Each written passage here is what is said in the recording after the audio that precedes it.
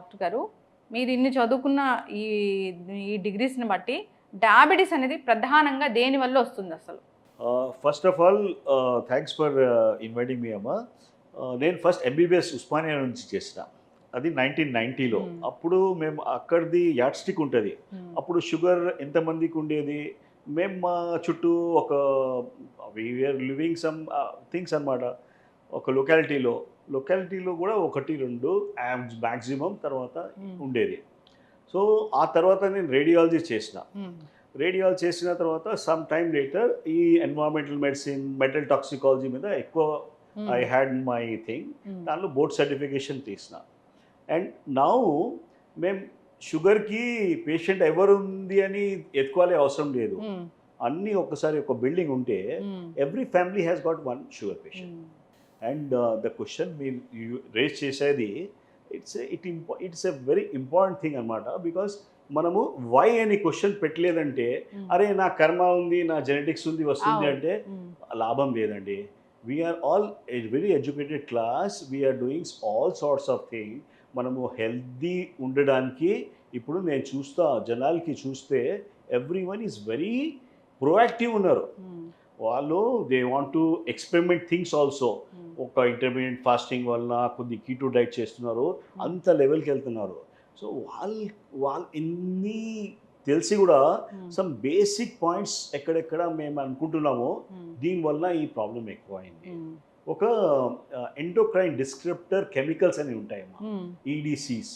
ఇది ఒక మనకి అన్ని దానిలో చూస్తే మన ప్లాస్టిక్స్, ఒక మిల్క్ డిస్కస్ మిల్క్లో మనకి కొన్ని యూజ్ చేసేది షాంపూ లాంటివి ఉంటాయి. హ్మ్. మనం ఎయిర్ ఫ్రెషనర్స్ యూజ్ చేస్తున్నాము. మనం something like we are using some deos. హ్మ్. ఈ అన్ని దానిలో థాలేట్స్ హ్మ్. అండ్ పీబీడీస్ ఈ కెమికల్స్ ఉంటాయి. హ్మ్. ఈ కెమికల్స్ ఏం చేస్తుంది వాస్తవికంగా అంటే పోయి రిసెప్టార్స్ ఉంటాయి. హ్మ్. ఇన్సులిన్ తయారవుతుంది మంచిగా. ఇన్సులిన్ పోయి ఆ ప్లేస్‌లో యాక్ట్ చేస్తది కదా! హ్మ్. అక్కడ రెసిస్టెంట్ దెబ్బ పడుతుంది. హ్మ్. So, the body has to work more.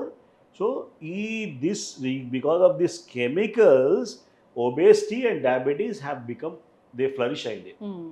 Somewhere the way things are happening, హ్మ్.